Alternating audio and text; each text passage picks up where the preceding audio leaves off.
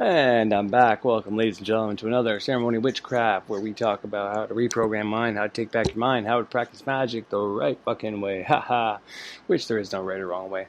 Well, there is a wrong way. Anybody who's not practicing magic is doing it technically the wrong way. But anyways, I don't know what exactly I'm going to talk about. I think I want to circle around money paradigms after the Bob Proctor thing I put on after the Dale. I always want to say Dale. Earl Nightingale. For some reason, I always want to shorten up the Dale for some fucked up reason. Kind of the same way I say Napoleon Dynamite after Napoleon Hill, which I hate doing because Napoleon Hill has helped me out so much with his books and knowledge to help from teaching to help reprogram my mind, and he's helped Bob Proctor, which Bob Proctor's helped. Mind and Magic, Frederick Xavier, which Frederick Xavier, I met him before I even saw Uncle Birch, to be honest, but they both helped me tremendously, but you know what I mean, it's trickle-down effect, so I don't want to disrespect anybody who's helped me find this shit, but anyways, that's besides the point. I want to just talk about a little something. Everybody knows I talked about my drug past and the struggles in the past, with mainly it was opiates. I had done cocaine, amphetamines like speed, crystal meth before, but not much. It wasn't really for me. Ritalin because of my ADHD tendencies. This is not an excuse. I shouldn't use drugs, period. My ADHD is not an issue and it does not need drugs to be used. And the only reason my son is on medication is because the schools in our town refuse to take him unless he's medicated, which is something we're trying to fight behind the scenes so he doesn't get anything, any kickbacks or any animosity shown towards him, because when parents tend to take their kid's side over teacher's side, depending on the teachers, the principal, and all that, they don't want to make their staff look bad, right? So they take their side, whereas the parents are biased taking our side. So we're both biased on both sides. So if you're fighting, the school system when it comes to your kid not wanting to give your kid drugs just to be able to go to school, whenever your kid just is a smart kid and he needs to be extra stimulated, however, the budget's not there. So I understand all aspects of this. So that's why I'm trying to go through the right channels to fight it, because I don't want my son on this medication. However, I do know if we don't send him there and someone ticks him off, whether it be a teacher or another student, he can act violently and without not thinking. That animal primal ego part of the brain will act out and hit or hurt people. So I understand both sides of it.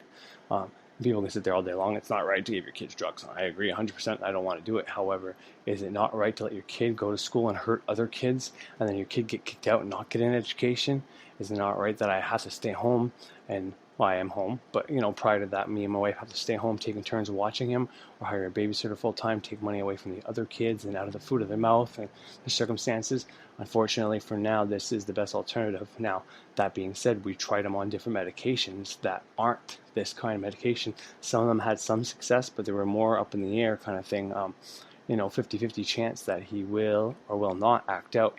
So this is always a trial and error thing, and that's the one thing I got to give to the people at the CHIO telepsych or whatever, because it's not just a doctor saying, oh yeah, your kid's got ADHD, here's some meds, as some people paint it to be. And I'm sure that does happen some places. I know my mom said a story about some child that was like that in the doctor's office, and they wanted to, I think it was my cousin, they wanted to prescribe him Ritalin just by watching his behavior one day for 5 minutes. That ain't right. That's just pushing pills. But these people actually have a program where you give the kids the medication, you give the kids a sugar pill, you give the kids no medication, see how they act. You give the kids the medication, see how they act, and then another week they give the kid placebo that looks just like the medication, and that's how they truly test if the kid needs it. If it's just kid acting out because attention, because trauma, whatever, versus lazy parents, just want their kids to shut up all the time, be a zombie so they can just sit around doing whatever the fuck they want to do, that kind of thing. And they actually make a decision based on that. Now, there's ways around that. If parents get the wrong answer, the answer they don't like, then they obviously can just go to another doctor and beg and plead and be like, telepsych, blah, blah, blah, make up lies, basically, and get their kid on meds. But at least that's the one thing I can say. They actually were very, very well educated, obviously. But, I mean, they were very thorough. There's the word I'm looking for, thorough, in their investigation of my stepson, my wife's son's ADHD. So I am thankful for that to this day. But anyways, so because I've been off of opiates for a while now, and I'm not on methadone. I am on Suboxone, which doesn't really get you high, doesn't really give you any kind of buzz. It actually has naloxone in it, which is what you administer or give or inject or nasal spray to somebody who's having an overdose, and it saves their life by kind of getting rid of the dope somehow or stopping the effects of the dope instantly. Obviously, the drug is still in a person's system, but it stops the effects instantly. And instead of a person being so high that they're about to die, about to get that DMT trip, they actually go into withdrawal on the spot. And, most people come out of that like, what the fuck did you do? All pissed off. It's like, I just saved your fucking life. Are you kidding me? But anyways, my Suboxone has naloxone put right into it. So right there, if you want to judge, you can judge all you want. But the medication I take is I cannot take any other opiates. I won't feel the effects. It'd be just wasting money. And on top of it, that should tell you that all it does is basically get rid of withdrawal symptoms. And it's something I'm continuously getting off of. However, I can take other drugs, other stimulants, alcohol, which is super dangerous with any kind, especially even Suboxone. But any kind of opiate mixed with alcohol will make you stop breathing in your sleep, basically. I mean, not instantly and not right away or anything like that. But if you take too much, you can. I already have episodes about this. But you can get drunk, you can smoke pot, you can do other drugs that are not opiates, basically. So with Concerta in the house, Ritalin, which is in the amphetamine family, which is very similar, if not almost the same as speed. After a while, they have the same effect, very similar to cocaine. Ritalin, when I was a kid, was called Kitty Coke, and people used to snort the little pills. Now, the medication my son's on is Concerta, and obviously you can still figure out a way to do that, but it's a time-release capsule. It's not the generic brand, it's the real brand, and it has a special little fan. This is how they describe it to us. Is it really a fan? I don't know, but it's got a little laser pointed hole, a drilled hole with a laser is how they explained it to me, because I'm always fascinated. I love learning. I fucking love learning. That's why in my last episode I said anybody wants to fucking challenge me to a fucking, it was my ego talking, that arrogant prick I told everybody about. Well, I don't have it completely in check. Things that I am proud that I know, I tend to, go off on a little rant and brag a bit, like these little subtle brags. But I loved learning. So, when I was talking about the Franz Barden thing as well yesterday about the skin, scraping off the dead skin. Well, the reason Franz Barden says that's in your book is to learn how to breathe through your pores. And I've went over this before, and I thought that was crazy when I first read it until my oldest son had seizures. He was having small seizures that we never knew what they were. His family doctor brushed it off, saying he was stressed because of his father going to jail, not me. I'm his stepfather. His father going to jail and everything he's going through, and hormones and teenage. And we're like, well, whatever, we should have did our research. I can't blame the doctor. We didn't do our research. We just fucking, and we even blame the doctor after, like, what the fuck, you misdiagnosed. Like, he's been having these small seizures for a while, affecting his brain. But, we could play the blame game all we want, but we should have did our research. There's plenty of resources out there that would have told us that was happening, and, we didn't do that. And we're the parents, As a parent, you shouldn't just trust your doctor wholeheartedly, especially in these times and days where people are curing themselves more than doctors are curing people when it comes to specific and certain diseases. But anyways, I learned that from Franz Barden, and then when he had his seizures, the doctor said, you got to keep him away from water. And we're like, okay, well, that makes sense. Seizure, he's not going to breathe, he's going to drown. And he's like, well, of course, yeah, but the main reason is when someone's having a seizure, they can't breathe through their lungs for some reason, I guess. Probably, and this is just speculation from my point, but your lungs, well, as I went over, you breathe consciously through your lungs and you can breathe subconsciously through your lungs. So the fact that a seizure is neither one of those brains are probably in control, which I find hard to believe, but this is how I think of it. Either one of those brains are probably in control, so no one has control of the lungs. So your body, being the marvel, the beautiful, so sophisticated system it is, it starts breathing through your pores. This is from a doctor's mouth. But I first read it in a Hermetics book. And what do they say? Well, Hermeticism, alchemy is the first science. It was the first science. Before there was science, there was alchemy. That's why biology, chemistry, there's another one, anatomy, it all has E at the end, except for physics. But, it's all alchemy, biology, astronomy, astrology. It's one of the reasons. So I'm not saying they all come from alchemy, because astrology may be older, maybe younger. I don't know. That's something I kind of want to look up now, but I don't know. Like I said, I'm always never going to tell you stuff I don't know. I'm always going to tell you the stuff I do know. But yeah, so I thought that was fascinating, and that's the reason Franz Barton in that book tells you to do that. But I'm telling you another reason, a 3D world reason, this world that we're in. If that isn't a good enough reason for you, or if you don't believe that, well, you should be at least doing it to take care of your skin. You get rid of the dead skin. You piss out when you have too much liquid in you, piss it out. Your sweat system through your pores is also important. It kind of falls down the same thing. You can't get, people say they don't sweat. Well, is it because you have too much dead skin there, clogging all those pores? Acne happens because of stuff like that as well. But when you have too much food in you, you got to shit it out, right? All these systems, your saliva, your blood systems, women have to get menstrual cycles. Everything has to leave the body. Dead blood, dead cells, dead piss, all this shit has to leave the fucking body. And your skin's no different. Your skin is a huge system, huge organism, huge organ, really. You can say you have your main organs, your skin's not part of your main organs, but your skin keeps everything together, keeps everything in. And if you can't breathe through your mouth or through your nose, consciously or subconsciously, your skin takes over. So that's a reason to do that right there. But if you need a physical reason, a beauty reason, a dermatologist reason, whatever you want to call it, do it to make yourself look younger, to stay younger, keep your skin looking fresh.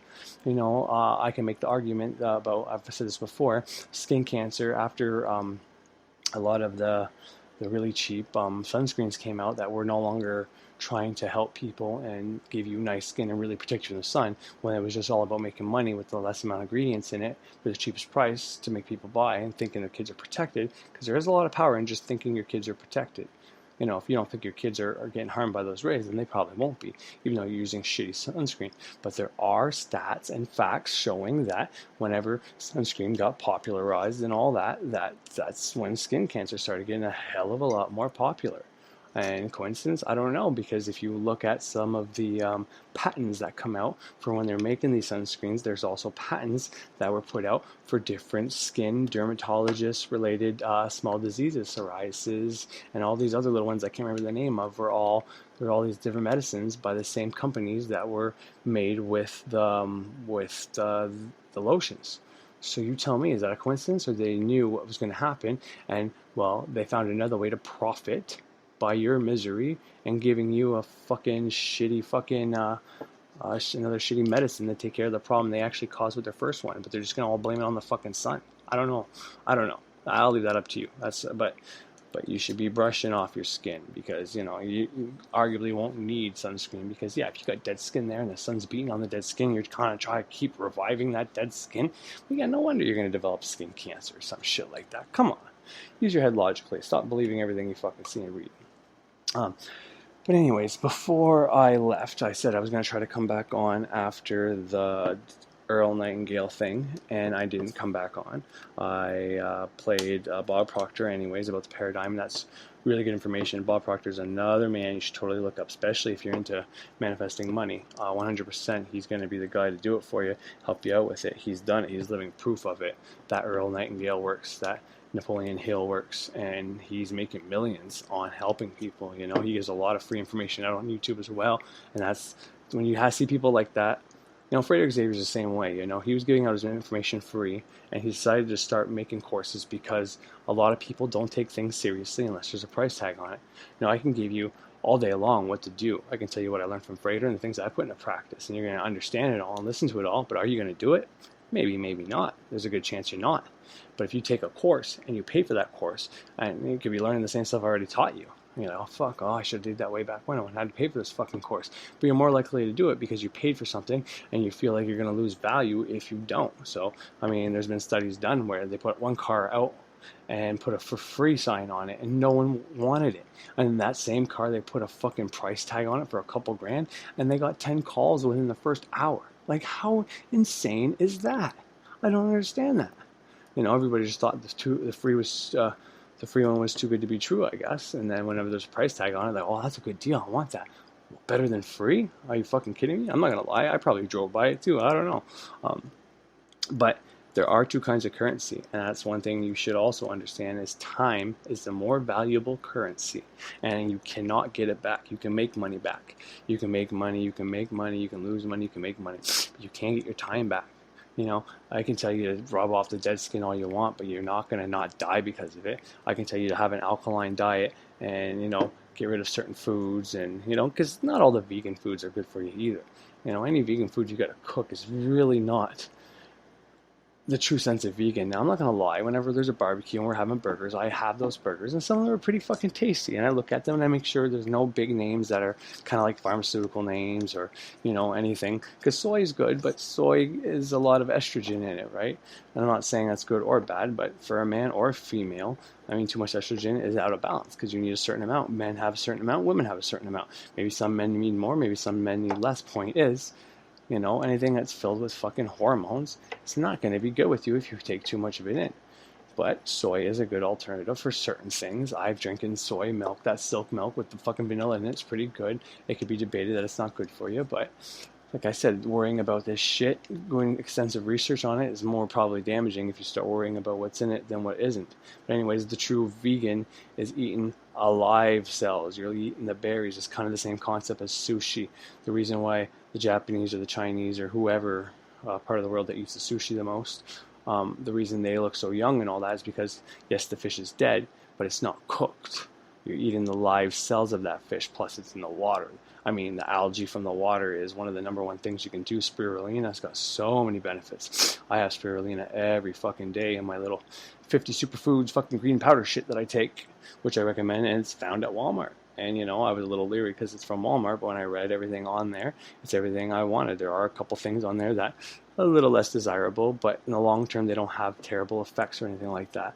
But point is, that's why vegan is eating, you're eating your seeds, you're eating your berries, you're eating your fruits, you're eating stuff that's picked fresh, hopefully, and if not, you're still eating stuff that you don't have to cook, because when you cook anything, you lose everything.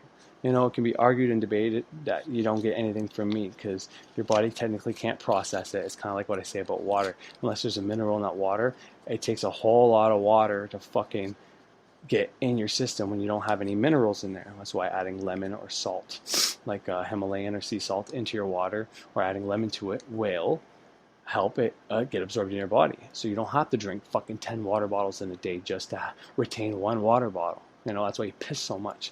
But if you drink, I'm telling you right now, you drink 5 cups of water with a little bit of salt in it, you're still going to piss. You're still going to piss enough too, but it's going to clean out your system because it actually retains in your system. It's one of the ways to do a free cleanse. Is putting water with Himalayan or Celtic or sea salt in it and keep the big chunks in there because the big chunks are kind of like food. So the water, I don't quote me on this, but the water kind of goes down the digestive tract because there's solids in there somehow. That's how it works. I don't really know all that kind of anatomy, biology stuff, but I know it helps pull the shit out of you by just drinking water if you're going to do a fast. But it also helps stay in you. You don't just go in and out, pissing it out. And that could be the reason that happens. Maybe you can put anything in there that's a solid and drink it and maybe trick your body to do that. But the point is, by putting something in there like a lemon or salt, it actually goes through your system properly and stays in there. It doesn't just go maybe through your piss system. It actually hits the other system and helps clean it out and you retain it. That's something maybe you should study and look into. I don't need to look into that because I know alkaline water, alkaline juice, anything you drink, putting a pinch of fucking that pink salt in it is beautiful. I did it for my baby. I tell this all the time. My baby went from their first she was born in October, so her first winter was brutal. Ear infections all the time. So I don't know the exact number anymore because I talk about it so much, but it's probably 6. And 2 of those being double ear infections. To this winter, she had maybe 2 fevers that were gone in less than 24 hours. Maybe a couple runny noses and stuff like that, but she didn't have 1 fucking ear infection. And that's the only change I did. I never put sea salt in her formula that first year. But the second year, she was on juice, she was on water, she was on homo milk. And I was putting a little bit in every fucking thing. And this way she gets used to that taste. So it's not like somebody who doesn't really like salt doing it like now, how do you fucking drink this? She's going to be used to it. Not only that, we have reverse osmosis water here in my house, which it's like $17 or $10 a month for because we have a plumbing service that came in and it was offered, and all we have to do is pay it so much a month, and they send us the filters when we need it, kind of thing. So it's pretty sick. So right there, my water is not full of all the crap, the fluoride and all that shit. And so my baby, a little scorpion I talk about all the time, and the rest of my kids as well, but mainly her, she's living her whole life without that fluoride that people talk about being in the water. You know, she's going to have a whole life with her pineal gland not having any deposits on it from the fluoride from that water. Does she get tap water? Yes, of course. From some places, sometimes outside in the hose, she loves drinking it. That's probably why, a different taste or whatever. But point is, she's going to have a hell of a fucking really good fucking chance, really good fucking mind. And the rest of my kids are going to have a really good chance too, because I'm never going to get rid of that shit. Never, ever, ever. If they come to try to take back the product, let's say I don't pay the bill for whatever reason and I go broke, I'm fucking going to make sure they don't fucking take that. I'll find another company to hand me the filters somehow or whatever. I'll figure it out myself. But I'm way off topic now. But before I left, oh yeah, so I think I got onto that from the Franz Barden thing. But yeah, so good book to check out. Clear Off Your Skin. There's so many little things like this that are so easy to change in your life that makes such profound, huge, healthy changes your whole energy, your atmosphere. I don't know if you can see auras or not. You know, I can kind of do it if I bend my vision the right way, and it's all about using your peripheral and not actually looking at something. You can use scrying tools to also help look at auras. I have anyways. That's how I do it, and I can't actually just look at someone and see the aura, but if I try, I set that intention, and I bend my vision. I use certain tools that I use for divination, for scrying divination.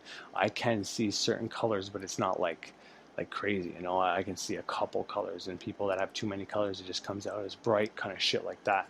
And it's not something I like talking about because people might think I'm a fucking fraud by saying that. So it is what it is, and I'll leave it at that for now. But before I left, I was talking about Adam and Eve and the story. So I want to keep going on that because that's something I really like talking about.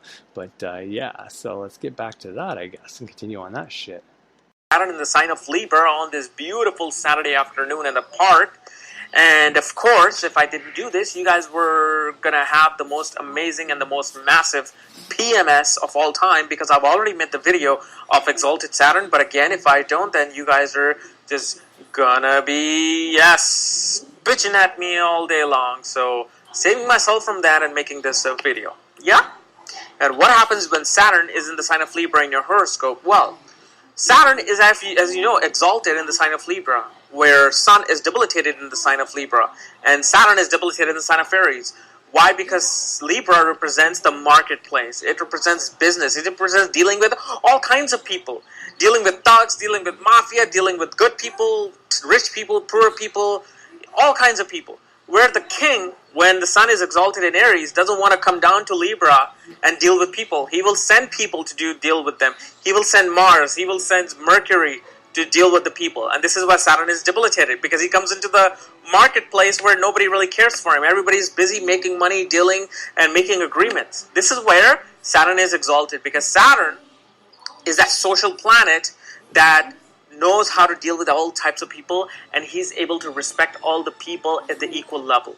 He's about uplifting poor people who are trying to do business, who are trying to make a deal to make a living. He wants to uplift the social privilege in societies.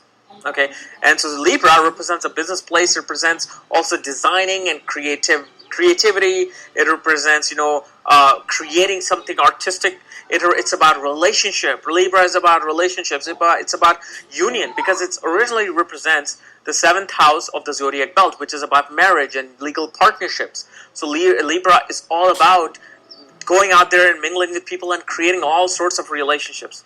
They cannot be without relationships, okay, especially when Libra is the ascendant, okay?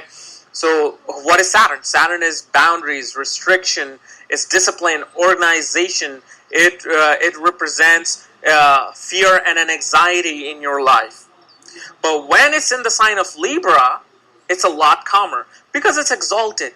It's at its most highest dignity. So Saturn comes into the marketplace and he loves to deal with people. He loves to make deals, make contracts. He loves to know how do people trade things. This is why Libra Saturn makes some of the best businessmen out there. They know how to make a deal. Why? Because they give the most fair deal to their partner. They give the most fair deal to their client.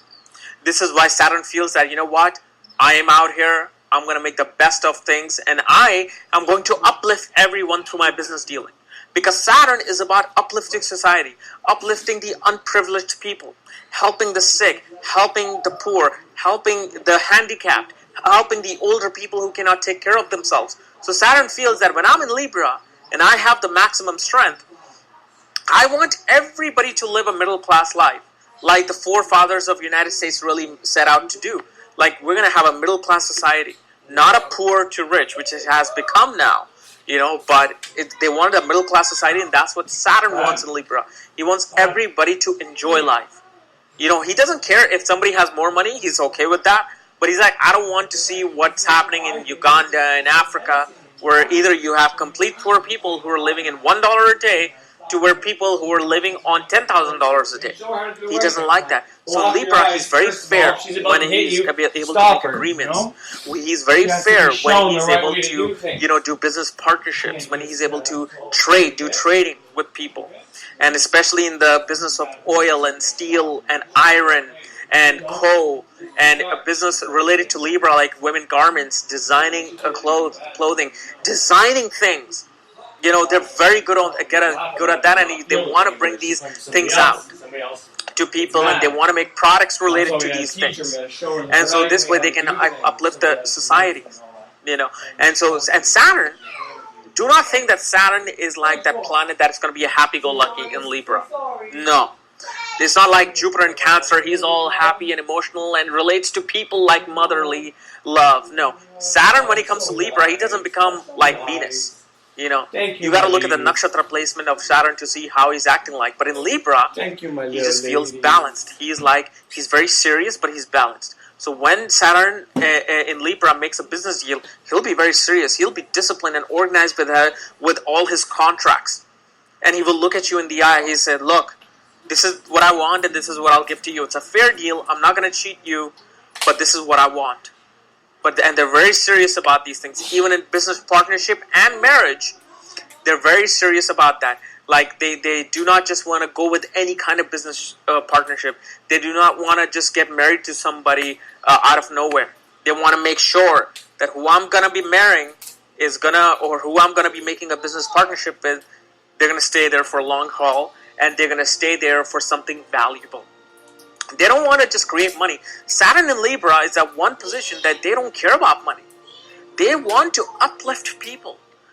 They want to make business deals, and they want to feel like they made a change into the world. They made a change into the society. And if they get money out of that, that's cool. But if they don't care. And the best example of it would be Steve Jobs and Bill Gates. Both had exalted Saturn. Both wanted to change the world. Both wanted to uplift societies through their products.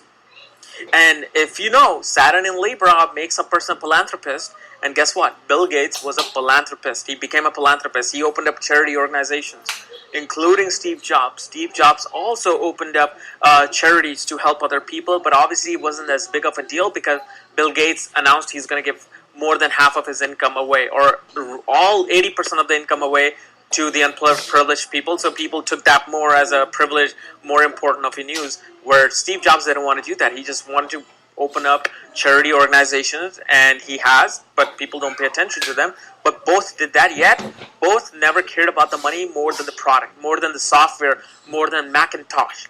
They wanted to have a computer in every home. They wanted to have their softwares and at a very cheap and reasonable price, so where people can afford it. They don't want it to be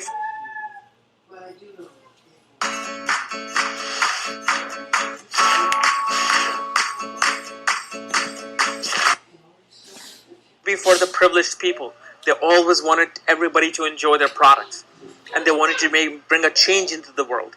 So Saturn Libra is at best personified by these two people, is to fair dealing and bringing a change into society through fair and balance. And this is why Saturn in Libra makes some of the best judges, because they're able to fairly deal with, balancing the fairness of the law. So lawyers and judges are seen from this, but most of all, businessmen. When Saturn is in Libra, you doing business is the most amazing thing that you will enjoy in life, because you love dealing with all kinds of people. You love making deals. It's just something about you that you love making deals. So besides the law, besides working and balancing the law and order, you also want to, bring changes into society. And you're one of those people who just don't care for the money. You want to just make things happen. So when you die, your soul can feel like, yes, because of me today, I have changed this. And so because of Steve Jobs, we have our smartphones. Because of Bill Gates, we have our windows in most of the houses in the world. And there are many other Libra people out there who have brought changes into society, but mainly it's their ability to form long-term relationships and try to uplift the relationship to a higher plateau. This is why when Saturn is in Libra in the 7th house, these people have the most stable marriages. It may not be the most romantic marriages, like it may not be like, filled with romance and that lovey-dovey thing. No, it'll be a very stable, it'll be a very balanced and fair marriage or a union. They'll take care of their spouse in the most fairest way, and they will expect the same. So wherever Saturn goes, Saturn would want to bring fairness into that house. Saturn would want to bring balance into that house. And this is the most beautiful thing about Saturn, is that it's not like any other planet, because when other planets are exalted, they have this way of trying to gain something, gain value, or gain like valuable goods from their placements. Where Saturn is more like he wants to give it away. Saturn feels like, I want to accumulate wealth so I can give it away. So I can help the social unprivileged and injustice into my society and bring some sort of a balance into it. Alright?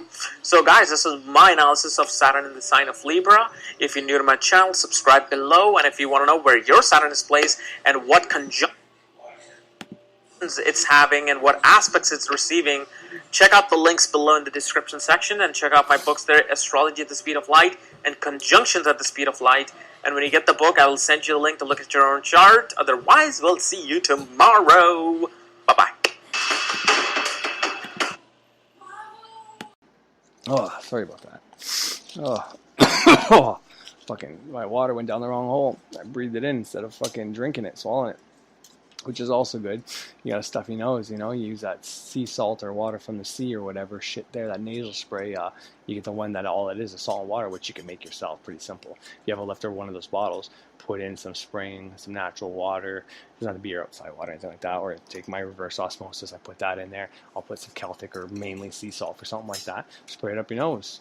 What gets rid of infection? More salt and water, right? You fucking gargle it in your throat. If you have your tongue pierced, you put that on it. Kills infections, Before peroxide, before rubbing alcohol, before all that shit. Salt and water was the main thing to preserve your food and kill bacteria, And it hasn't changed. It still works. So if you don't want to go buy peroxide and all this shit, use it on your kids' bobos. What do you got to lose, And if it doesn't start helping, you don't think it works, well then just say, Corey, you're a fucking idiot. Go get your polysporin and put it on there. But understand, polysporin is going to kill all bacteria.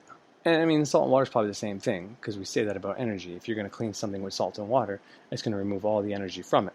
So if you charge something with your energy and you clean it with salt and water, well, you're getting rid of what you got off of there. Likewise, if your house is a happy home and you say, I'm going to cleanse just for the shit of it, just because I want to feel like a witch today and I want to cleanse. Well, if everybody's happy in the house, don't do that, because you're going to get rid of that happy energy in your home.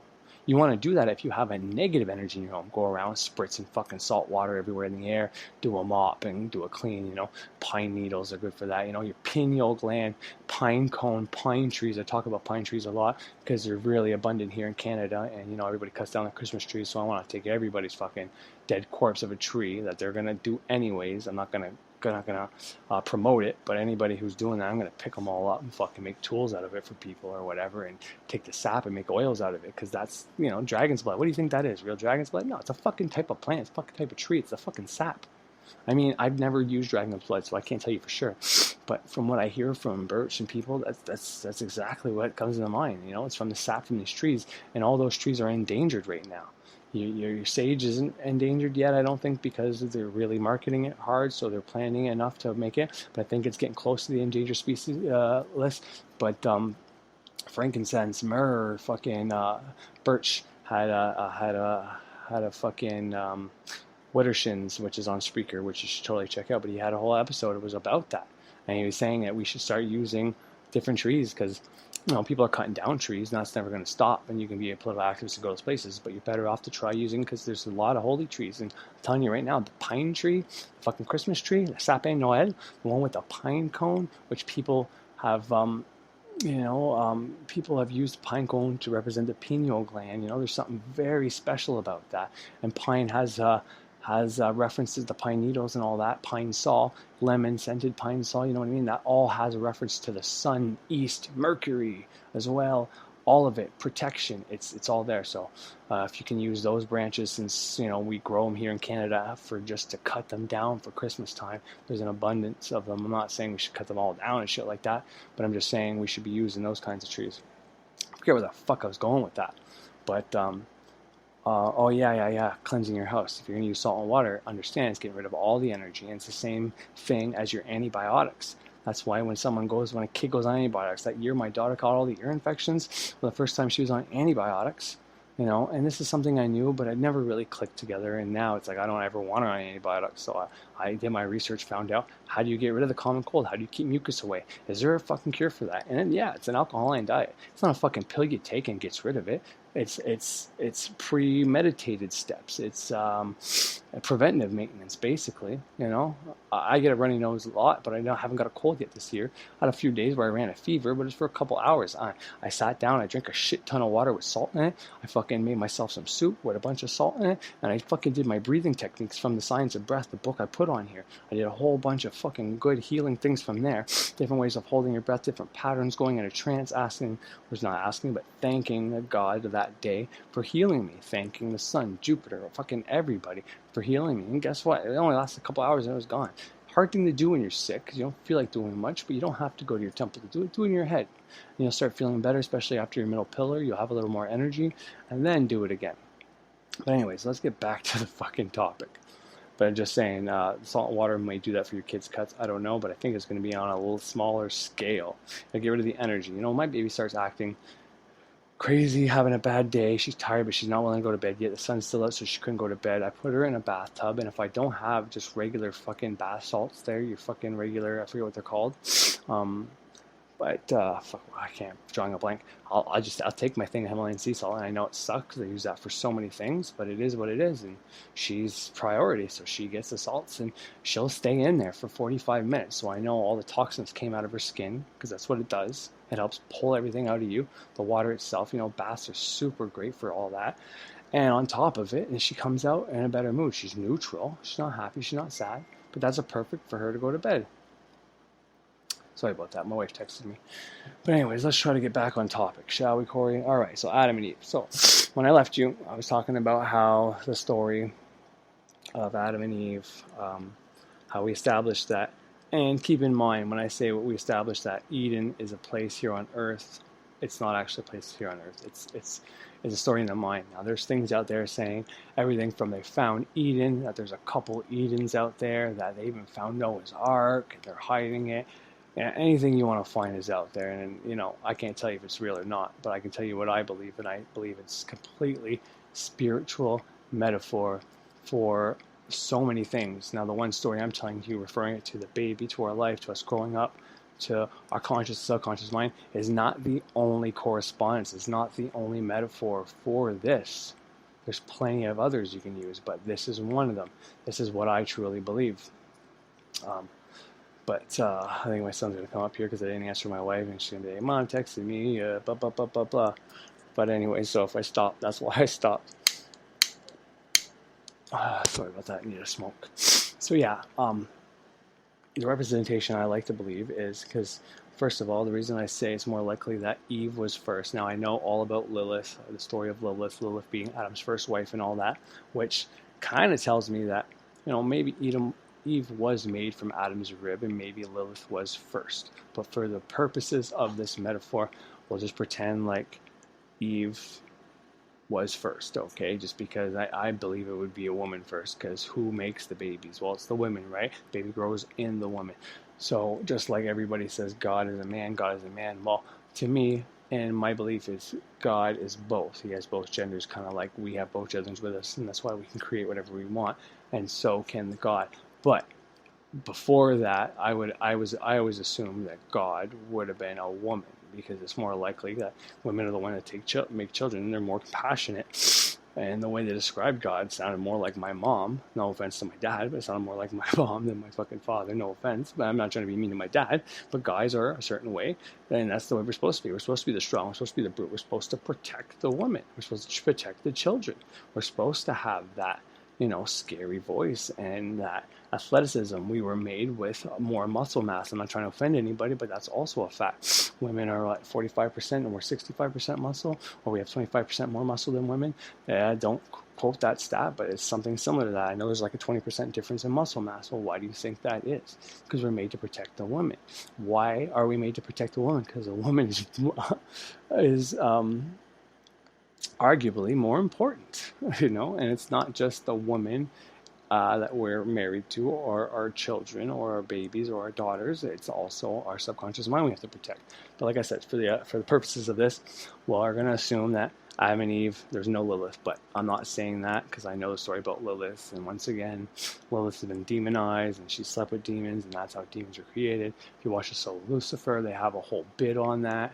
And it's actually pretty cool that they included that, but they talk about Lilith, and Eve is actually in this show, having fun with Lucifer again. It's pretty crazy. It's actually a pretty good show, but I don't suggest watching it, because I don't think watching TV is good. But my wife was watching it, and I kept kind of walking in, because that kind of stuff really intrigues me. Like I said, I really like listening to religion class and shit like that. So, but anyways, so if Adam was made from Eve, it's the same way as whenever you're born, your subconscious creates your conscious mind. You're being programmed. Everything's going into your subconscious mind.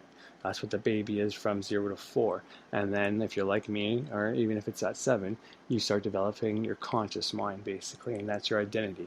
Are you going to be a bully? Are you going to be a nerd? Are you going to be a jock? And it's all going to be on what you saw. I was put in hockey at 4 years old as well. So I was very sporty, you know what I mean? But parents are going to, do what they think. And, this could be argued for everything from like the child's height. They say that's heredity. But some kids will come from parents that are super tall and be short, and then vice versa. And like my wife doesn't have red hair, and neither does her ex have red hair. Her mother doesn't have red hair. Her father doesn't have red hair. On the other side, there's someone down the line that has red hair. But my mother's brother, David, he's got red hair, and my two stepboys both have red/orange hair. So where does that come from? You know what I mean? Now those two, Austin especially, but those two boys grew up with their Uncle David a little bit from time to time, seeing him, and same thing with height. If you're around people that are tall, you might become tall. All this is just my speculation, but I'm just saying, whatever you see, whatever you're around, that's what your program is, and that becomes your identity. That becomes who you are. That is your conscious mind. And that conscious mind, we're not taught to do this, but you're supposed to use your ego, your conscious mind, to protect your subconscious mind. And that's why when you learn this information, you shut off the fucking TV and stop letting the TV show these pictures to your subconscious mind that your subconscious mind can't fucking doesn't know real from fake. That's kind of what I mean by protecting your subconscious mind. You got to protect it from the things. Whenever your subconscious mind is sleeping, if it's in danger, it'll wake you up. It'll give you a nightmare and tell you shit's not right.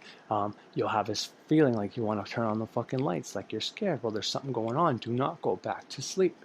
You need to do something. Fucking light a candle. Light some fucking palms if you're religious. Do whatever you think needs to be done, but for at least an hour. Do not go back to bed, because they can't tell you that you're in danger except for in symbolism. So if you have a nightmare and you wake up and it's 3 a.m. or 2 a.m. or 4 a.m., but around the 3 a.m. mark, understand that you are probably in some kind of danger. And I'm not saying there's a demon or a bad spirit around you, but maybe someone's thoughts are trying to get to you. Somebody wished something upon you. You pissed somebody off, or someone's jealous of you, and they said something like, oh, I wish they lose their money or lose their house, or, they lose a car or something like that. Well, that thought, fucking, depending on the person, some people, even if they're not witches or magical practitioners, they could have strong powers. They can have a strong ability. This goes back to the birth chart thing. And if that's the case, well, if you're not doing banishings and you're not banishing your thoughts and all that, and you're just sleeping and that thought comes, well, your subconscious is wide open. Now, thankfully, once again, the body, the subconscious mind, is a fucking marvel. It's smart enough to know, wait a minute, this might be dangerous, so let's wake our fucking conscious up, see if I need to be protected or if it's okay. And if you just say, no, fuck, I go to sleep. No, shut the fuck up. Go back to bed. No more nightmares. Well, come on. You're not even giving it a chance. It's bad enough you sit in front of the TV and put these fucking movies on that are telling your subconscious mind all this other crap. But when it's trying to tell you to wake the fuck up, you're in danger, you're just going to brush it off. Come on, protect that shit. Get up and do the fucking man thing. And I'm saying this as a man, so if you're a woman, it might not be as easy to do the things I'm just talking about just now, but understand it's the same principle. Now, there are women witches out there that may have better answers for this kind of stuff. I hope they do, and if they have different information, you want a message to me, I'll put it out here so everybody else will know too. But it's the same concept. You need to wake up, you need to do something. You need to do a banishing. And if you don't want to move from your spot on the couch, well, at least sit up so you don't fall back asleep, but do it all in your head. The lesser banishing of the pentagram right there. Because, things like demons, and I don't really want to talk about that, but the archangels scare away the demons. All 4 of those archangels are, 72 divided by 4 is what? Well, that's how many demons are controlled by each one of those 4 archangels, right? And I mean, there's even 2. There's Metatron, and there's more archangels. You can go more in depth in this, but the 4 that we call when we use the lesser banishing of the pentagram gets rid of those guys. They're scared of them. That's why we do this over and over again. So if there is a presence in the house, just doing that's why I say I do it in every room, but just doing that will keep them away from you. Now, it doesn't necessarily keep them away from your family. That's why I say when your family's not home, you do those rituals in other people's rooms. You don't have to bring your whole altar, but you bring a candle, you make a circle, boom. Maybe before you leave a little protection item in the room. Under my daughter's bed, my baby, the 2-year-old, the one who's most susceptible to this shit, she's got a piece of cardboard, or not cardboard, a piece of plywood that goes underneath her mattress, right? Because these kid beds, let's face it, they don't make them very sturdy and all that. So, my family's always put a piece of plywood underneath it. It's also good for your back, keeping it straight, blah, blah, blah. But I have a huge protection symbol on there, about the size of my daughter, right underneath her fucking mattress. So yeah, there might be something in her room from time to time, but it ain't going to go near her because that protection symbol is right there, right on top of where she's fucking laying. It's right out of the fucking King Solomon book. I ain't fucking around with this shit. I'm not letting my fucking family get hit because somebody's mad at me or just some random thing comes in or I attracted something to me. Fuck that. They're my first priority. I treat my subconscious mind the same way. It's a little child that I have to protect. It's the most powerful part. If I want my subconscious mind to heal and keep me alive and do my magic, it would be only smart and right and fair for me to at least fucking protect it, would it not? But anyways, back to the Adam and Eve story.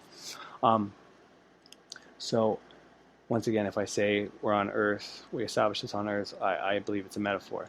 But if you do take this literally, that this actually happened and the serpent is the devil, you really got to get it in your head that that devil was created by God. The positive and negative that Napoleon Hill talks about, I said it right, Napoleon Hill talks about God being the positive and the devil being the negative is one way to look at it. But technically, if you go into the Kabbalah, Jewish mysticism and all this, the Elohim, this is kind of like Saturn, the god of this realm. Saturn, I mean, I don't want to get too much into that because these views are different from wherever you are in your stage of transformation or whatever you're into. But if you want to look at it kind of astrology-wise, Saturn would be the devil and the sun would be the positive, right? But too much sun can give you skin cancer and too much negativity can give you a black heart. So you need that perfect balance. So basically, Saturn isn't the God that created all of us, but he is the ruler of this realm. And this is how I look at it. I don't look at the God of the Bible being God that created us. I don't believe he's the all spirit. Saturn is the ruler of this realm. He's got 7 rings for a reason. He's the 7th furthest one out. He is the polar opposite of the sun. He's also the opposite of Jupiter. Literally, if you put the Jupiter symbol upside down, it's basically the Saturn symbol. But Saturn also has a symbol as the sun. The sun is a circle with a dot in it, and it's a circle.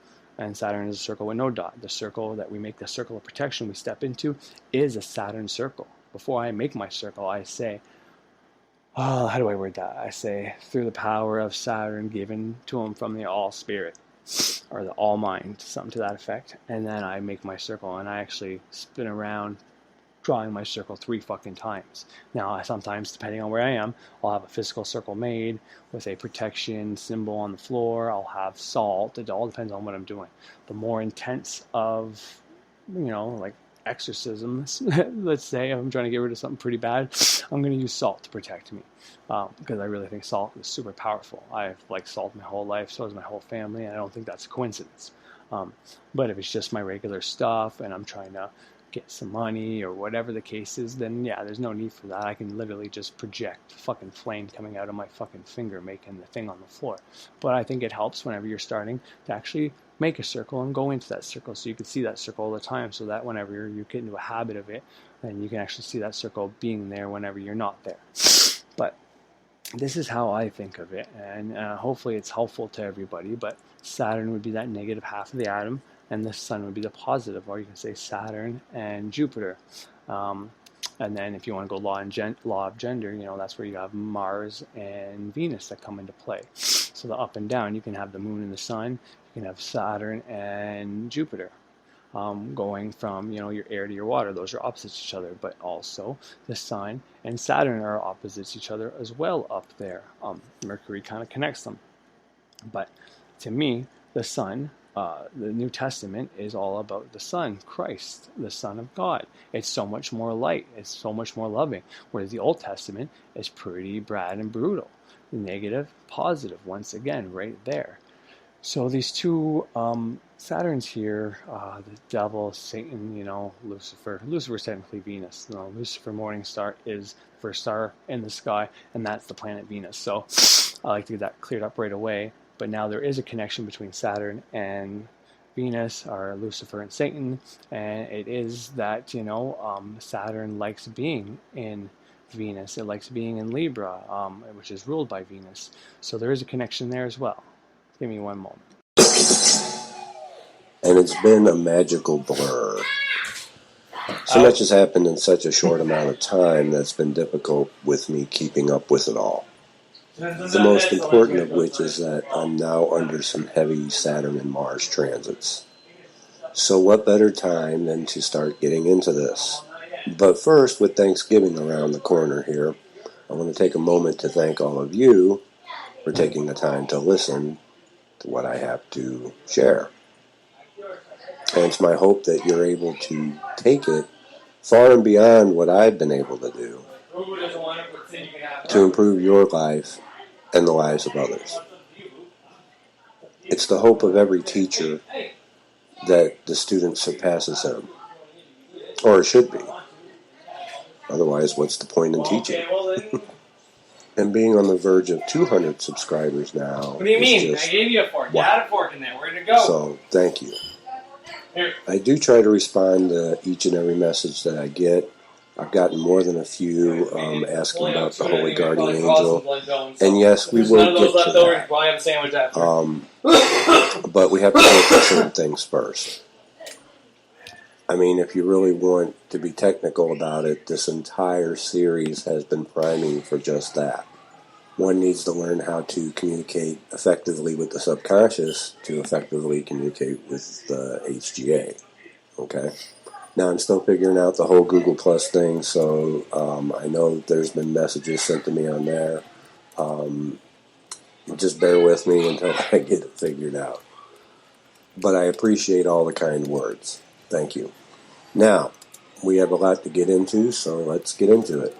Most people would be surprised to learn that most everything in society is based upon astrology and occultism. But it's hidden in plain sight. For example, the days of the week are named after the planets, the 7 traditional planets. The old gods have never truly gone away. They're just ruling from behind the scenes. There'll be more examples as we go. What one needs to understand in astrology is that the planets don't just correspond to the celestial spherical objects in the sky that you see, but They also correspond to certain aspects of the human psyche within the subconscious mind. For example, anytime that you get angry, you're invoking an aspect of Mars. Anytime you feel love, you're invoking an aspect of Venus. And so what you learn in astrology is that you hear the sayings that we're all one, or nobody's cut from a different cloth. Well, that's true. It's always the same 7 players over and over again, in every story, mythological or modern, in all your interactions, your states of mind. The difference is where the planets are placed in someone's chart, and how they aspect other planets, because some planets play nice with each other and some do not. Everyone has the same planets, the same signs, and the same houses in their chart. It's just that the positioning is different. Now, I previously said I would tell you about an easy method to learn astrology that I use personally. And this method is the keyword method. And it's simply keeping track of the keywords of correspondences to planets, signs, and houses. The astrology books will give you your starter correspondences. But you're always going to learn more as you go. And so it's necessary to write them down. After a while, you just know them. The book 777 by Aleister Crowley is an encyclopedia of correspondences. And if someone ever wondered why we use certain plants and herbs in our magic rituals, it's for their planetary and astrological correspondences. These things have a certain frequency and vibration to them, and again the law of vibration, that resonates with the planets and the subconscious psyche of people. So let's just take one of the planets now, and we're going to take the granddaddy of them all, and we're going to be talking about Saturn. Saturn gets a bad rap in astrology, and it's only half deserved, because every planet has polarity to it as well. There's going to be a positive and a negative side to each of the planets. And Saturn is one of the planets that everybody seems to focus on the negative aspects of it. And it is a pretty negative planet. It corresponds with Binah, the Sephiroth Binah on the Tree of Life, which is on the negative pillar of severity. But Saturn is a necessary planet. And even more so than many magical practitioners may even know. Saturn is well known for representing limitations, obstacles, boundaries, the word no. And Saturn is the strict disciplinarian. Saturn takes things away. Saturn banishes and binds. Saturn rules over time and cycles. It's known as the planet of karma, at least the Western idea of karma. Saturn corresponds to dissolution and decomposition. It is known as the planet of death. Saturn's color is black. Saturn represents the father, authority figures, the boss. Saturn is cold and serious. Saturn governs patience, structure, and organization. So, let's go over these things a little bit in more detail. I'll try not to blow your minds too much. The limitations and obstacles and boundaries that Saturn represents and gets a bad rep for are necessary. For without limitations and boundaries, how can you differentiate between one thing and another? If there's no space between one thing and another, then there cannot be different things. There cannot be different structures. Saturn rules the physical realm. Every physical object has structure and is therefore bound by time.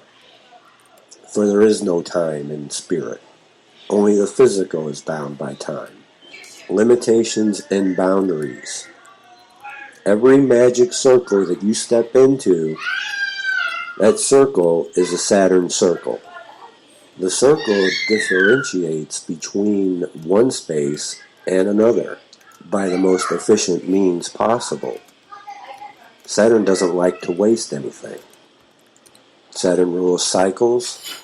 It likes to recycle. It doesn't like to let anything go to waste. We all know that electricity flows from the positive terminal to the negative terminal. Saturn is that negative terminal when it comes to physicality. It's the final destination in the circuit of life, where Saturn will then recycle the energy. If it had a motto, it would be, it's a dirty job, but somebody's got to do it. Saturn takes its job and duty very seriously. In fact, it rules over duties, obligations, and contracts. A contract is binding. There's your clue. Saturn binds things. All the other planets are within Saturn's orbit, within Saturn's circle, including Earth. One ring to rule them all. One ring to rule them all. One ring to fight. One ring to bring them all. And in the darkness, fight. Saturn binds and dominates. And so the circle is representative of cycles and boundaries. The planets themselves are spherical, which are three-dimensional circles. So everything in the physical is bound by time, which Saturn rules over time, Father Time. Saturn is that father figure. It's the boss. It's the boss that nobody likes because it has the dirty job of having to break down physicality at the end of its cycle. It gets a bad rap for death. However, Saturn only rules natural deaths when things have reached their time in their natural cycle. Mars is the killer. Mars is the murderer and rules over accidents and violence. Mars gets a bad rap too. We'll get to Mars a little later. But these cycles and boundaries are necessary for the existence of physical reality. If you want to appease Saturn, you have to look at death and the endings of cycles as something necessary and beautiful. You have to be grateful for your limitations and obstacles as well. That they provide you a challenge to, if everything was really easy, it would be boring. How could you have success without there being a boundary between one space and the next? A line to cross. And because Saturn rules these things and structure, boundaries and structure, is really, really key on physical structure. Organization and structure should be the first things you consider in anything that you're doing. You got to get organized. Saturn's the first planet you need to make sure you have on your side. You look at many of the elite, and their homes are very well organized and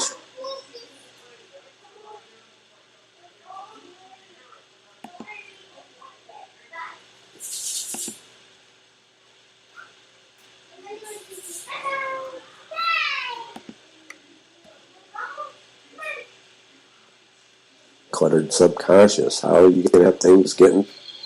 You got to get organized. Saturn's the first planet you need to make sure you have on your side. You look at the homes of any of the elite, and their homes are very well organized and structured. Compare that to somebody whose is very disorganized.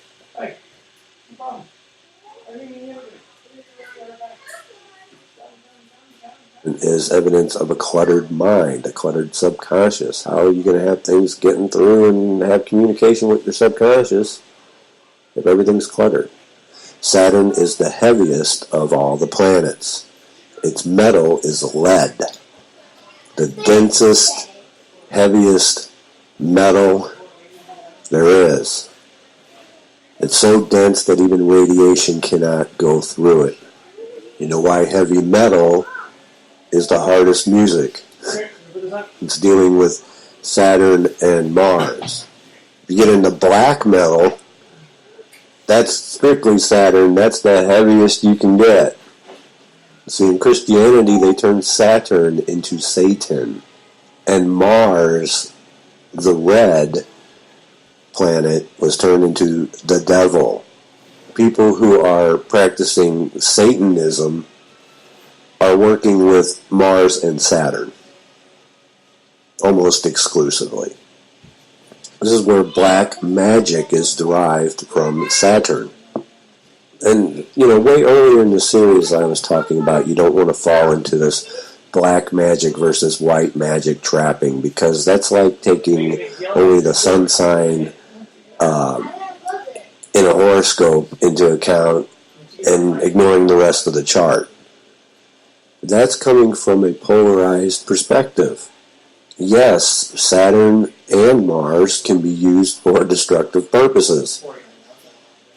And baneful magic almost exclusively uses Saturn and Mars. That's why those planets are known as the malefics. Saturn being the greater and Mars being the lesser. But as I was saying, there's also positive aspects to each planet. And Saturn can be used to bind and banish those obstacles and limitations in your life as well. Banish poverty. If you're poor, strapped for cash, and because it's a negative flow, okay? We talked about positive and negative being projective and receptive. Projection and receptive. It's a push or pull. If you're having trouble attracting things, pulling things towards you, try pushing the other stuff away. If you have trouble drawing money to you, well, push poverty away. Maybe you're better at the push than you are at the pull due to your own energetic makeup. The keys to your power and abilities are going to be found within your chart. Well, we got to find out what you're good at. We're going over this stuff. So people look at death as this terrible thing, and Saturn gets a bad rap for it. But here's the thing.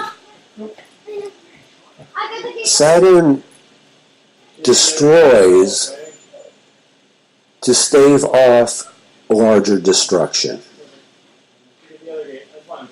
Because if it didn't break down the energy and recycle it, the entire circuit would back up. What happens if things stay in the line? It will back up the circuit, and therefore short circuit the entire thing. What happens if your kidneys fail and you cannot relieve yourself? Your entire system backs up and you'll die.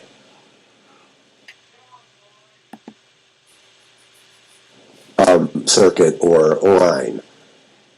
There's got to be an input and an output.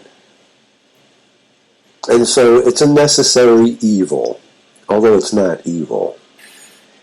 Okay? It's a necessary job. It's the dirty job that nobody wants to do, and Saturn's the one that has the duty and obligation and takes it very seriously to do it.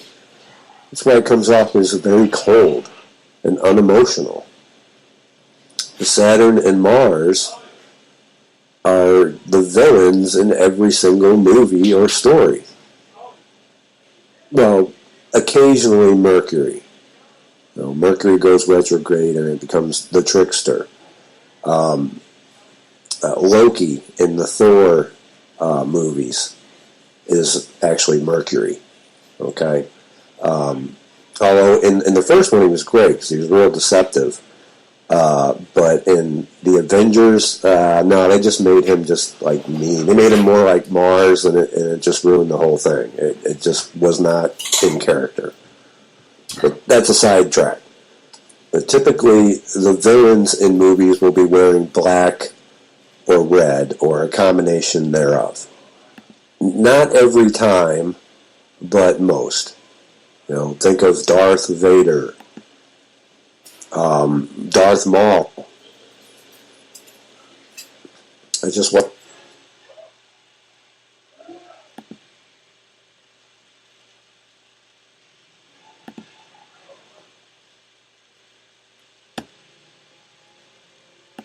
Not that long ago, and it had, Zod was wearing black. They wear black and red.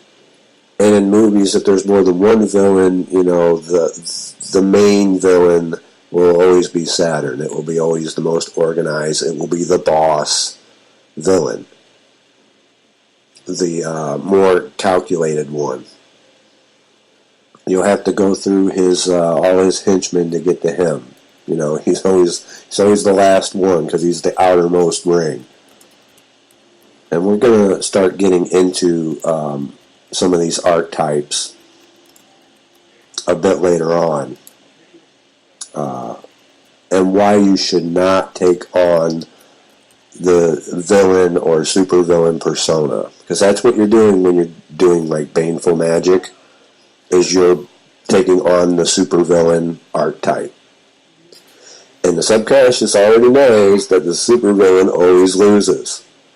Okay, it may work out for a while, but we'll get into that, and I'll explain all that. So Saturn's function and duty to destroy, to prevent further destruction, gives us the ability to banish our own obstacles, things that are preventing us from moving forward. The very things our own psyche, our own Saturn, have put in place to limit us. Self-limiting beliefs. Because at first it seems paradoxical to destroy to prevent further destruction, but I'm hoping you have a better understanding of that now. But Saturn also wants you to work hard and be disciplined about it. Here's another correspondence for you. Saturn is the 7th planet. Stop popping! Okay? And we know that it rules cycles. And 7 is the number of completion. Saturn is exalted in the 7th sign of Libra. And Libra is ruled by Venus, which corresponds with the 7th Sephiroth of Netzach on the Tree of Life. The numbers 3 and 7 have strong associations with Saturn. Now, why in the world would the planet associated with death and dissolution be exalted in the sign of relationships? And I'm just going to go ahead and give you a $1 million occult secret right now to you artists, musicians, and writers out there. If you want to have a hit, you need to write about a planet in exaltation. Okay, Blue Oyster Cult, their biggest hit today, Don't Fear the Reaper, is all about Saturn and Libra. Every action movie is where it's, the one that has to save the day, the sun save the day, is Sun in Aries, Sun exalted in Aries. So there's a big occult secret right there. And you can use it, but you need to do it in the right way by actually honoring the planets, because they are exalted in that sign. That they like their story to be told, but they want to be exalted in you telling it and honoring them, okay? Do it for their exaltation, not your own, if you want to have success in that. It's the same players on every stage, but it's how the story is told and what the attention is that determines successful or unsuccessful. But back to how Saturn is exalted in the sign of Libra. And that's marriage. Till death do we part.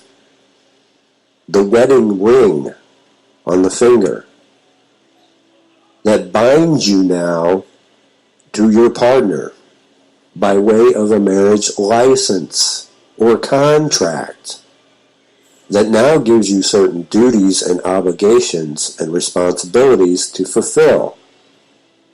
And you also now have certain limitations imposed upon you. You're probably not going to be able to stay out until 4 in the morning while your partner waits at home and have a successful marriage.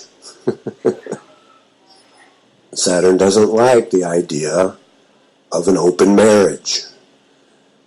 Saturn is a traditionalist. He's a very old school guy. Now, Libra being the sign of balance and justice is why you see the judges in courts wearing black robes, and why the law is heavily based on contracts, and we'll get to that down the road. It's also why when Saturn was in Libra, we heard so much about gay marriage and equality in marriage. So that's Saturn in Libra. That's just a touch of it. And you can see how these things are right in front of your face, and yet nobody sees them. When I told you that there's just so much to this, I wasn't kidding. Now, Saturn's day is Saturday, and that's why it is the Jewish Sabbath. Christians' Sabbath day is Sunday. Christians are all about the sun. Judaism is all about Saturn, the Father and the Son. And no, I'm not kidding. Saturn and the Sun are polar opposites. One's cold, one's hot. One has the outermost orbit, one's directly in the center. One's Old Testament, one's New Testament. As you ever read the Bible and you read the Old Testament and the New Testament, you wonder why they're so completely different? That's why. The Old Testament had a very cold, wrathful, and seemingly detached God, and the New Testament had a loving, caring, forgiving God. The Bible itself is a book of polarity. You know why it has so many contradictions. But it's also what makes it so powerful, because polarity is built right into it. More on that later. But the final thing I want to cover is Saturn is known as the Lord of Karma, or at least in the Western sense of karma. And that's because it rules cycles. You know, the whole what goes around comes around type of thing. But as we discussed previously, it's not really a system of reward and punishment so much as it is what you send out comes back, because it goes out, it gets recycled, and then it comes back. And it's important to look at it like that, because reward and punishment are polar opposites of the same thing, okay? It's just a line. It depends on what you perceive to be a reward or punishment, because people have this need or desire to seek pleasure and avoid pain, when pleasure and pain are they themselves polar opposites of the same thing. There are some people who actually enjoy pain. So it's really about what you send out is recycled and then comes back to you through the circuit. It's not a reward or punishment system, as most people perceive it to be. Because as what is good for one may be bad for another. You know, I mean, who's to say? It's all about the perception and perspective that one has. So that's pretty much what Saturn's about. You'll come across other correspondences as you go, and when you do, you write them down and you have them. The more correspondences you have and you write down, the better an astrologer you'll be. Starts with organization. Now, where Saturn falls in your chart, depending on the sign and the house, is where you're probably going to tend to have the most limitations and restrictions and obstacles imposed on you, or seemingly imposed on you. A lot of these things are imposed upon ourselves, but that's where people tend to have a lot of difficulty. And they're typically the areas where people want to say yes, and Saturn says no. And that's a big reason why Saturn gets such a bad rap in astrology. But see, it's those areas that we need to look at to begin to reorganize and restructure them. Saturn will demand hard work and discipline in those areas, and will make you work 7 times harder than everyone else for the same thing. You have Saturn in the second house, the money house, you're going to have to work 7 times harder for the same amount of money that somebody else would have to work without Saturn there, which is typically considered the worst place to have Saturn. But look at the other houses. What about Saturn in the third house of communication? What about Saturn in the fourth house of home and family? What about the fifth house of fun, romance, and children? The sixth house, health and service. Is there a good place to have Saturn? Well, we already talked about Libra in the 7th house of marriage and relationships, so there's that. And the 2 signs and houses that Saturn rules, which are Capricorn in the 10th house and Aquarius in the 11th house. But no matter where Saturn's placed, it's going to demand discipline and structure and hard work. And if you can do that, then the areas that seem to be the most limiting, now you become an authority in those areas. The boss, the godfather, pun intended. But most people don't know how to handle the heavy burden that Saturn demands of us. And so, yeah, most people consider him Satan. It's easy to see why with all the associations, sure. Saturn can be your greatest enemy or your greatest ally. It all depends on whether you can follow its very strict rule set, which most people can't because we naturally want to take the path of least resistance. But Saturn says, no, you have to work hard for this and stop just falling back on your habits until hard work and discipline and structure become your habits. That's when he becomes your ally. And the area in your chart where he is going to tell you where you need to work the hardest and need the most structure, and where you'll become an authority if you do so. And I think that will about do it on this lesson on the planet Saturn. And I don't mind taking extra time for the planet uptime. Take care.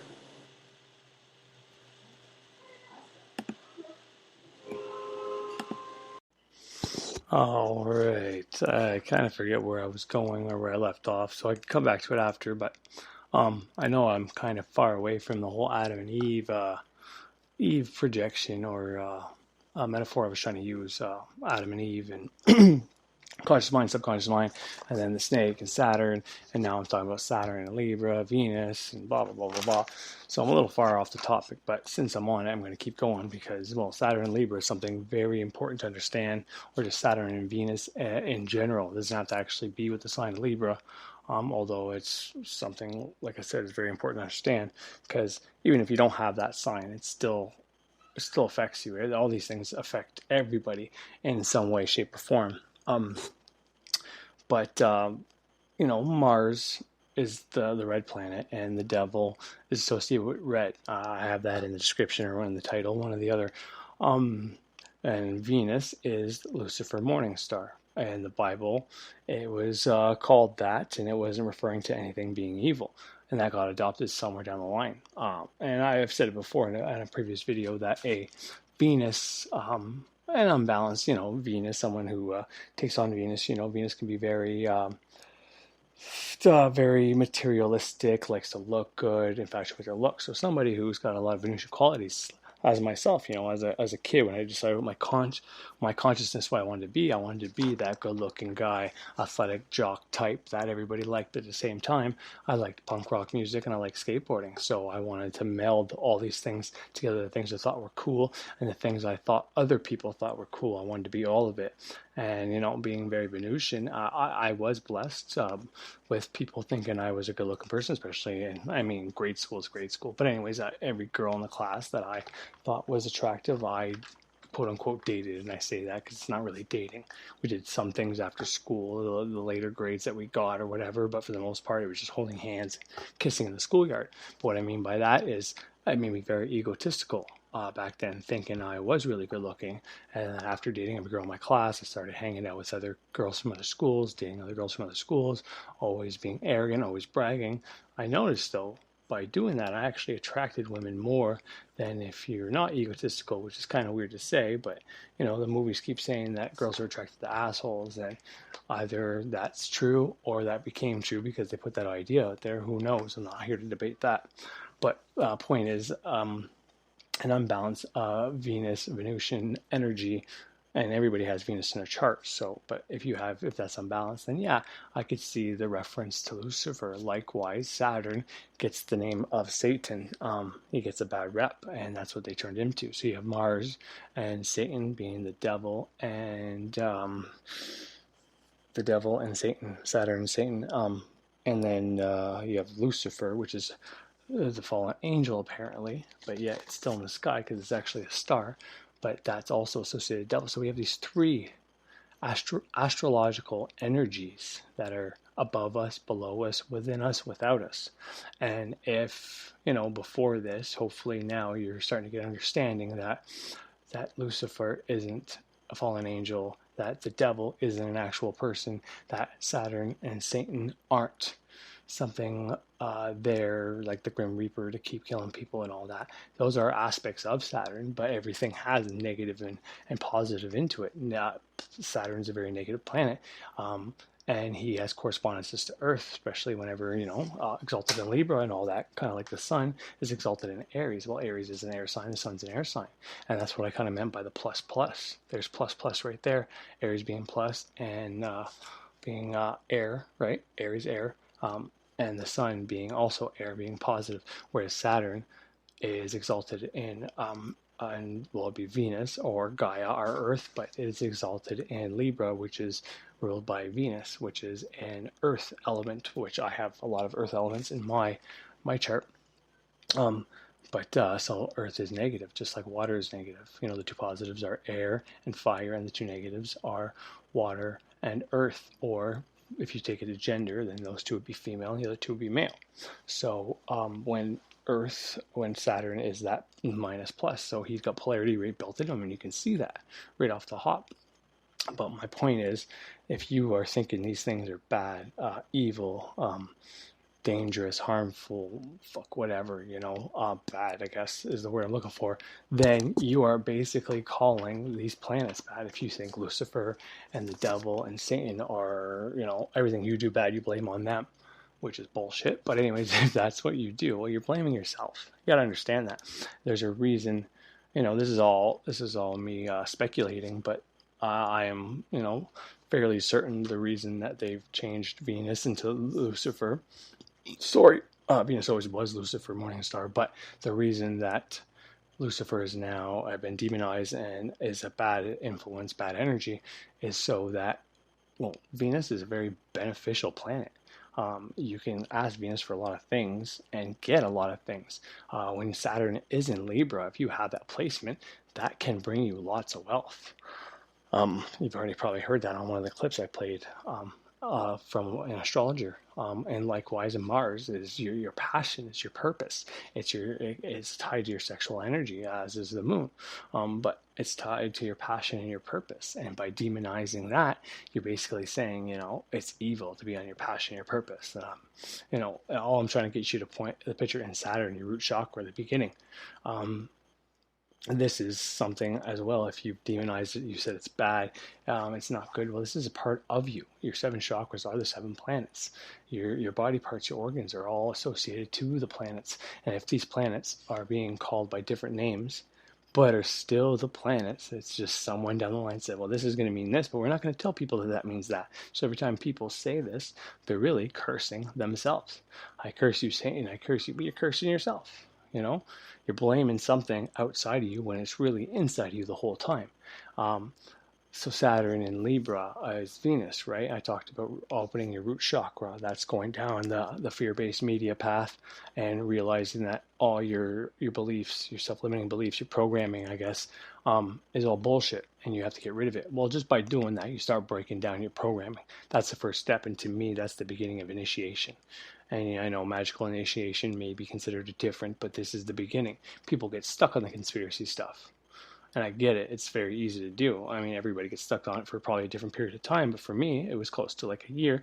And I still dip in and check it out sometimes. But so that's whenever you get into fear-based media. Or it doesn't have to be just fear-based media, but it could be whenever you realize that heaven and hell, that being your two polarities, your two sides of the pendulum swing, cause and effect. If I do something bad, I don't get to go to heaven. Or if I do something good, I get to go to heaven. When you remove that and you start becoming depolarized when you're in the middle, that's because you're opening your root chakra, basically. You're starting to get there. And then you start moving up to the next one, I believe, is the moon, which is connected to your sacral, which also helps with your passion, all that later on. But point is, I talked about the Earth Star chakra, which is a chakra technically below your feet. To me, it's more about the earth, energy from the earth, connecting to the earth energy. So when you open your root chakra, you connect to earth, Venus, the element of Venus, Saturn exalted in Libra, basically. Anybody who puts their feet on the ground, whether they know it or not, is going to get the negative ions. That's not what I'm talking about for the healing. Everybody can do that. What I'm talking about is there's information, there's channeling, there's things that open up once you open that root chakra. You can't do these things until you do that. And it could be debated then, okay, well, you said your grandmother was born with powers and she never did this shit. Well, maybe she did. Maybe she did it unknowingly. Maybe some people are just born with that open, depending on their placements. I don't know. Like I said, seventh sister of a seventh sister. 7 is tied to the Saturn number. Does that mean her earth or her root chakra came already open? Maybe they were all open. Maybe there are people that have them all open, and that's why they are in tune with those abilities.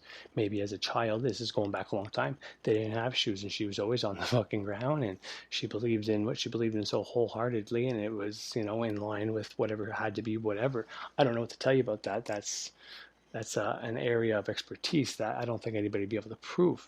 I know the number 7 and Saturn and all that has probably something to do with it. But once again, can you prove it? No.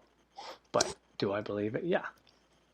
But anyways, that's just another correspondence with Saturn and Libra being connected to Venus, because Saturn does well in any of the Earth signs, Taurus, what's the other one, Capricorn or Sagittarius? I can't remember which one they are. I get the Capricorn and Sagittarius, I start getting confused, and I have to go to the one after that or the one before that to figure it out.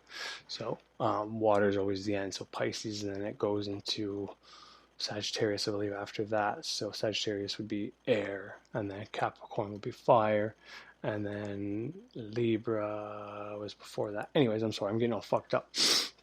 But the point of my story, what I'm trying to go on with, is because I'm so far off the whole Adam and Eve story and all that, is Saturn, when it's in Libra, it's the reason they call it exalted is because Saturn is Father Time. He's the judge. Judge not lest you be judged, and you got to leave that judging for someone else. And really, that judge is within everybody, basically, and that's why if you're depolarized, you won't judge yourself, you won't judge anybody else. And when Saturn's in Libra, Saturn is, now I'm not saying Saturn is polarized or depolarized, but I'm just using a metaphor. When Saturn's in Libra, that exalted, what that means is it's depolarized, it's non-judgmental. That's why it likes being there. Anywhere else, it has in place restrictions, and it does put restrictions on you in that placement until you figure it out. Of course, that's what all this is. But from all the signs, that's its favorite place to be, because, well, Libra is the scales, it's justice, it's balance, it's right and wrong.